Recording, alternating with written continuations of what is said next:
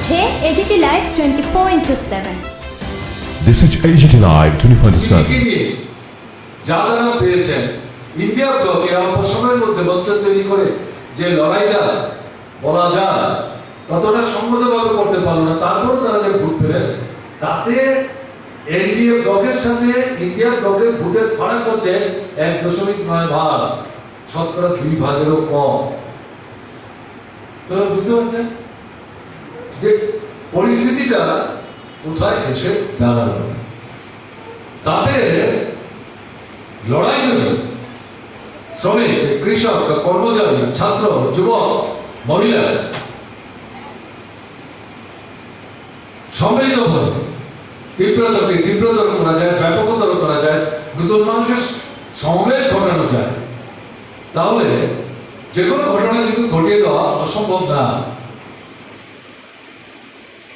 এবং যেটা লক্ষ্য করা যাচ্ছে এই সরকার নরেন্দ্র মোদীর নেতৃত্বে, যদিও এই সরকার এখন এটাকে বিজেপি সরকার বলার কোনো প্রশ্ন আসে না, নরেন্দ্র মোদীর নেতৃত্বে গত 10 বছর যেভাবে সরকার চালিয়েছে, যাদেরকে টিম তৈরি করেছে, আমরা অফিসার থেকে শুরু করে মন্ত্রিসভা দপ্তরগুলি যেভাবে বন্টন করেছিলেন, তিনি কিন্তু সেই পথে অগ্রসর হওয়ার চেষ্টা করছেন।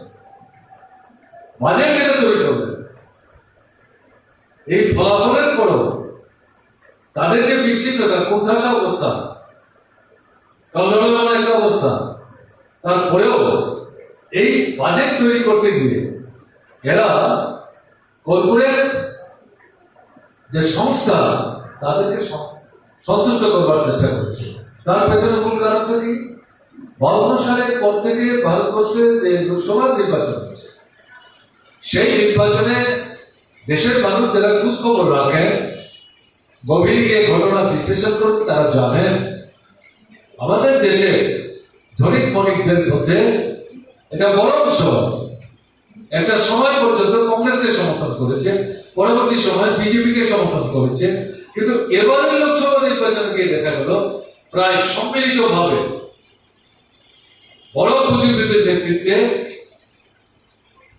সামগ্রিকভাবে পুঁজিপতি গোষ্ঠী ভূস্বামীরা এক ধাক্কা হয়ে বিজেপির পাশে দাঁড়াবার চেষ্টা করেছে। 52 সালের পর থেকে এরকম ঘটনা 2000 নির্বাচনের 24 নির্বাচনের আগে ভারতবর্ষে এভাবে ঘটতে আগের 17টা নির্বাচনে দেখা যায়।